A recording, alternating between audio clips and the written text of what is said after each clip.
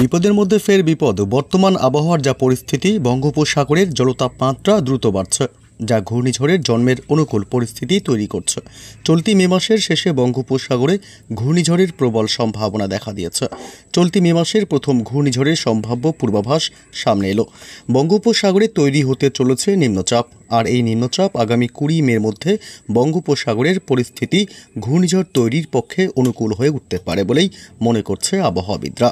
প্রসঙ্গত, মে মাস মানেই পশ্চিমবঙ্গ উপকূলের মানুষের কাছে আয়লা, আমফানের মতো অতীতের বিধ্বংসী ঘূর্ণিঝড়গুলির আঘাত হানার দগদগে স্মৃতি ফুটে ওঠে। তবে এই ঘূর্ণিঝড় কবে, কখন, কোন কোন উপকূলে বিধ্বংসী রূপ নিয়ে আছড়ে পড়তে পারে, ঘূর্ণিঝড় যখন উপকূলে আছড়ে পড়বে তখন প্রতি ঘন্টায় এর গতিবেগ কত থাকবে, কেমন হবে এর প্রাকৃতিক ধ্বংসলীলা, এ বিষয়ে কি আপডেট পাওয়া যাচ্ছে এই মুহূর্তে, বিস্তারিত জানতে ভিডিওটি অবশ্যই শেষ পর্যন্ত দেখবেন। আর সবার আগে সবার প্রথম আপনার জেলার লেটেস্ট আপডেটগুলি জানতে আপনার জেলার নামটি কমেন্ট করে জানিয়ে দেবেন। আর আমাদের ইউটিউব চ্যানেলটি সাবস্ক্রাইব করে আমাদের সঙ্গে থাকবেন। মে মাসেই ঘূর্ণিঝড়ের তাণ্ডব। কোন কোন জেলায় ব্যাপক ঝড় বৃষ্টি হবে?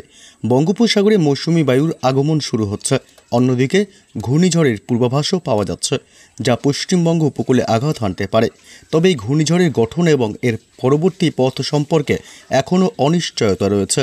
একটি পূর্বাভাসে ইঙ্গিত করা হয়েছে 20 মের মধ্যে নিম্নচাপ পশ্চিমবঙ্গ উপকূলের কাছে স্থলভাগে আঘাত হানতে পারে, যার ফলে দক্ষিণবঙ্গে বৃষ্টিপাত হতে পারে।